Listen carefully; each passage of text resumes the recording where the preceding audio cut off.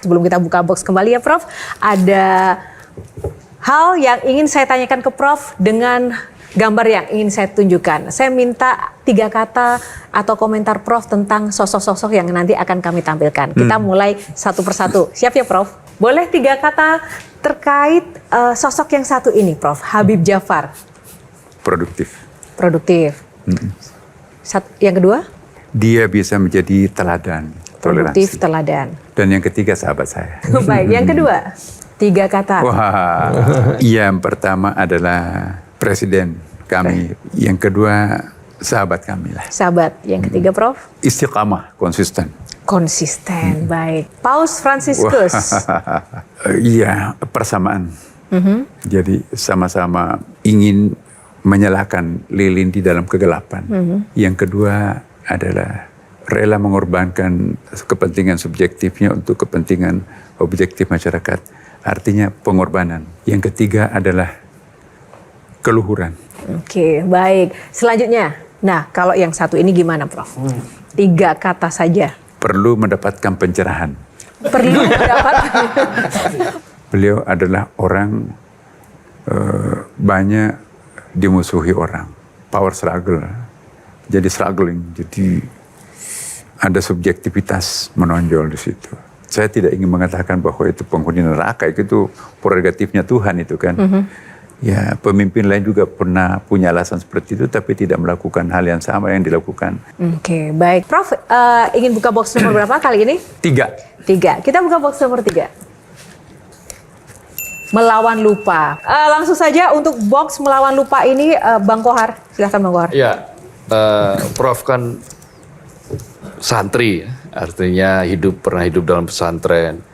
Dan ada aturan yang tidak tulis bahwa seorang santri itu saya pertama selain toleran pasti ya, cerdas, tapi harus lucu gitu. Nah, tapi saya tidak melihat Prof Nasaruddin itu punya pernah berkomedi itu, atau memang karena pendapat Prof soal selera humor gitu. Nah, lalu kedua, Prof tadi kan bilang biasa main tenis. Prof suka sepak bola nggak sih? Kalau misalnya suka sepak bola itu klub mana yang jadi favorit? Sebenarnya kan kayak Gusmus itu juga suka sepak bola, Gus Dur apalagi. Nah yang ketiga ini masih hobi juga musik gitu.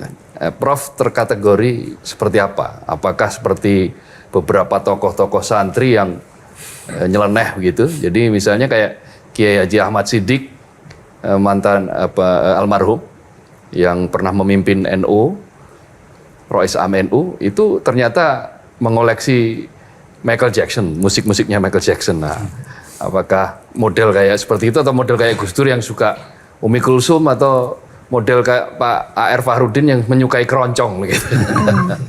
Silakan Prof. Setiap orang memiliki dirinya sendiri. This is me, inilah saya. Tidak boleh kita mengcopy paste kepribadian orang. Itu nanti akan melahirkan hipokrit dan kontradiksi dalam batin. Nah, kalau saya sih bukan berarti saya nggak bisa seperti itu ya. Mungkin hanya publik men-shoot pada saat ketika saya sedang tampil di dalam acara-acara keagamaan. Karena saya yakin betul bahwa kullu ma kharaja minal qalb waqa fil qalb. Segala sesuatu yang keluar dari lubuk hati yang paling dalam, maka itulah nanti yang akan menembus batin orang. Profesi saya dosen, guru, mubalik. Target saya adalah menembus batin orang. Nah, ada hadis Nabi, orang yang suka ketawa terbahak-bahak akan dicabut berkah wajahnya. Berarti nggak ada kewibawaan. Wajah yang tidak berwibawa tidak bisa menembus batin. Suatu saat Rasulullah melewati di sudut jalan itu tukang lawak. Nah, ketawa semua dipimpin oleh tukang ketawanya di situ. Nabi tiba-tiba berhenti. Hai kalian, kenapa seperti mabuk ketawanya? Seandainya kalian tahu apa yang saya tahu, pasti akan Anda lebih banyak menangis daripada ketawa. Ingat akhirat, ingat jembatan Siratal Mustaqim, melintas 1000 tahun mendaki, 1000 tahun mendatar, 1000 tahun turun, melintas di atas neraka jahanam. Ingat malaikat memeriksa surat amal kita. Jadi kalau kita mengajak orang untuk mabuk, ya jangan-jangan kita mengajak orang untuk menghilangkan wibawa wajahnya. Tapi di tempat lain juga kita ketawa juga. Tidak manusiawi kalau orang, tidak normal kalau orang itu nggak pernah ketawa. Itu kan. Nah, ini kalau bicara ketawa nih kayaknya yang paling deg-degan Semi deh, karena kerjaannya membuat orang tertawa. Iya. Bahkan kalau saya 7 menit di panggung nggak ada orang ketawa, saya lebih baik pulang aja gitu. Stres. Jadi Tapi jangan salah, ada hadis Nabi juga dalam agama Islam, Adinda ya. Al-basyasyatu sunnatun. Ketawa kecil, tersenyum simpul itu sunat. Yang terlarang itu sampai keluar air matanya, ketawa, terbahak-bahak. Nah, kemudian selanjutnya Olahraga dan musik. olahraga, atletis, senam. Dulu main karate saya, Black Panther malah. Ini masih ada bekas-bekasnya. Main bola, sekarang main tenis sampai hari ini. Kemudian musik ya, saya dulu hobi ya. Hampir alat-alat musik saya bisa mainkan. Sampai sekarang hobi main gitar ya, main piano. Dulu di pesantren itu saya pernah menjadi pengiring band gitu kan. Jadi koleksi-koleksi ya macam-macam juga ya. Saya suka alat-alat musik. Karena seni itu penting dalam Islam ya. Dalam bukunya Ihya Ulumuddin Imam Al-Ghazali, orang yang tidak memiliki rasa seni, dia khawatirkan hatinya kering. Setiap Idul Fitri, Nabi mengundang artis untuk bernyanyi di masjid lengkap dengan alat-alatnya. Itu hadis Bukhari Muslim loh. Istrinya Aisyah suka mengundang artis bernyanyi di rumahnya. Ditegur oleh Abu Bakar. Kenapa beraninya bernyanyi di rumahnya Rasulullah? Keluar Nabi dari sahabatnya. Biarkan dia Abu Bakar. Karena ini adalah hari raya Id. Jadi Nabi atletis juga. Jadi saya mencontoh Nabi. Tapi Prof sendiri ada artis atau musisi favorit nggak? Iya adalah. Siapa Prof? Boleh tahu nggak sih? Iya, saya suka yang punya memberikan nilai tambah buat saya. Favorit saya Ebit, ya kan, Bimbo.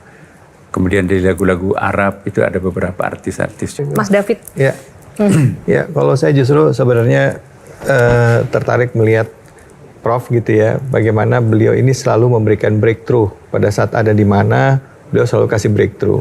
Di Imam Besar bikin terobosan, di Kementerian Agama juga terobosan baru berapa hari sudah menurunkan ongkos haji gitu ya. Saya ingat ada satu kisah di mana Prof ini kan awal ini di pesantren di Indonesia, lalu Prof akhirnya dapat kesempatan sekolah ke Amerika. Biasanya orang yang belajar di Indonesia, belajar agama, karena kita mayoritas Muslim, pola pikir kita ada perasaan ya kita majority. Nah, apa Prof pada pengalaman selama Prof di Amerika belajar yang akhirnya mungkin bisa menambah wawasan khasanah dalam konsep pemahaman toleransi. Soalnya saya banyak dengar kisah dari beliau tentang orang di Amerika itu berpikiran sempit tentang Islam awalnya karena tidak tahu. Waktu dulu pertama ke Kanada ya, bulan Agustus itu ada celebration penerimaan santri mahasiswa baru, musim panas kan, di lapangan terbuka ya, di depan kampus itu. Saya dulu di McGill, berguling-guling, berciuman di depan publik itu, bagi saya itu sangat-sangat aneh. Ada kawan saya Mbak, satu selalu pakai peci dari pesantren Jawa Tengah tuh. 3 bulan saya nggak tahan di sini Pak. Melihat pemandangan seperti ini. Pulang dia. Padahal beasiswa kan. Negara apaan nih kita mau belajar Islam di sini? Nah, profesor pengajar Quran habis makan, makanannya juga makan babi. Habis itu minum alkohol. Kaget juga. Orang ngajar bahasa Arab, mengajar Quran, makanannya babi dan seterusnya. Ini yang kontradiksi buat saya. Tapi saya ingat juga ada pepatah dalam bahasa Arab itu, undur maqala la tandur man qala. Lihat apa yang diucapkan, jangan melihat siapa yang mengucapkan. Oke, saya ambil positifnya mereka, saya buang yang negatifnya. Jadi saya kira menjadi bijaksana kan seperti itu. Kita falsafahnya NU itu al-muhafadha alil qadim salih wal akhdhu bil jadidi aslah. Melestarikan sesuatu yang masih positif, ya, mengambil sesuatu yang lebih baik gitu kan. Jadi ini yang kita harus, karena kalau kita protes semua yang berbeda dengan kita, itu overloaded nanti kita menjalani kehidupan. Tugas kita justru harus menjadi bridging antara dua peradaban ini. Jembatan antara diri saya sendiri supaya tidak terjadi split personality kan. Kepribadian ganda ini kan nggak boleh terjadi. Nah, itu menambah kematangan kearifan kami. Luar biasa. Jelajahi cara baru mendapatkan informasi. Download Metro TV Extend sekarang.